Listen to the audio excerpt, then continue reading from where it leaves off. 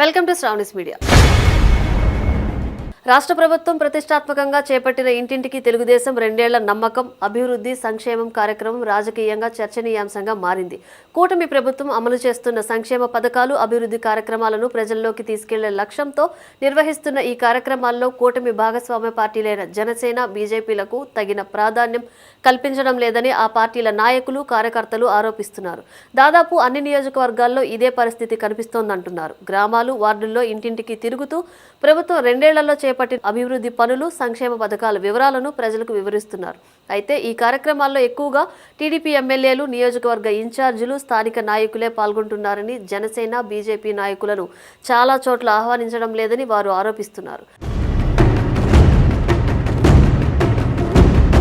కార్యక్రమాల షెడ్యూల్ కూడా ముందుగా తెలియజేయడం లేదని, కార్యక్రమం ముగిసిన తర్వాతే విషయం తెలిసే పరిస్థితి ఉందని కొందరు నేతలు, కార్యకర్తలు ఆవేదన వ్యక్తం చేస్తున్నారు. ప్రభుత్వం తరపున పంపిణీ చేస్తున్న బ్రోచర్లు, కరపత్రాలు, పోస్టర్లు, బ్యానర్లు, ఫ్లెక్సీల్లో టీడీపీ నాయకుల ఫోటోలకే అధిక ప్రాధాన్యం ఇస్తున్నారని జనసేన అధ్యక్షుడు, ఉప ముఖ్యమంత్రి పవన్ కళ్యాణ్తో పాటు బీజేపీ ముఖ్య నాయకుల ఫోటోలు చాలా చోట్ల కనిపించడం లేదని వారు ప్రశ్నిస్తున్నారు. కూటమి ప్రభుత్వం పేరుతో కార్యక్రమాలు నిర్వహిస్తున్నప్పుడు ప్రచార సామగ్రిలో కూడా 3 పార్టీల ప్రాతినిధ్యం కనిపించాల్సిన అవసరం ఉందని అభిప్రాయపడుతున్నారు. ఎన్నికల సమయంలో టీడీపీ, జనసేన, బీజేపీ 3 పార్టీలు కలిసి ప్రజల్లోకి వెళ్లి కూటమి అభ్యర్థుల విజయానికి కృషి చేశాయని, ప్రతి గ్రామంలో 3 పార్టీల కార్యకర్తలు సమన్వయంతో పనిచేశారని వారు గుర్తు చేస్తున్నారు. కూటమి విజయంలో జనసేన, బీజేపీ కార్యకర్తల పాత్ర కూడా కీలకమైందని, కానీ అధికారంలోకి వచ్చిన తర్వాత ఆ విషయాన్ని విస్మరిస్తున్నారనే భావన క్షేత్రస్థాయిలో పెరుగుతోందని ఆ పార్టీల నేతలు అంటున్నారు.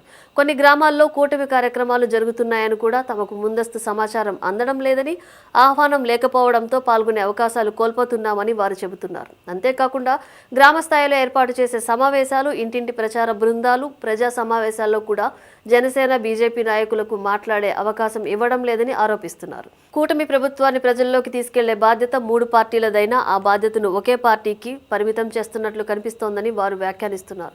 ఎన్నికల సమయంలో కూటమి పేరుతో మా కార్యకర్తలు ఇంటింటికి తిరిగి ప్రచారం చేశారు, బూత్ స్థాయిలో శ్రమించారు. ఇప్పుడు అదే ఇంటింటి కార్యక్రమంలో మమ్మల్ని ఎందుకు పక్కన పెడుతున్నారు? కూటమి విజయానికి మా పాత్రను ఎందుకు విస్మరిస్తున్నారు? ప్రచార బ్రోచర్లలో మా నాయకుల ఫోటోలు ఎందుకు లేవు? కూటమి ప్రభుత్వం అయితే 3 పార్టీలకు సమాన గుర్తింపు ఉండాలి కదా అంటూ జనసేన, బీజేపీ కార్యకర్తలు ప్రశ్నిస్తున్నట్లు తెలుస్తోంది.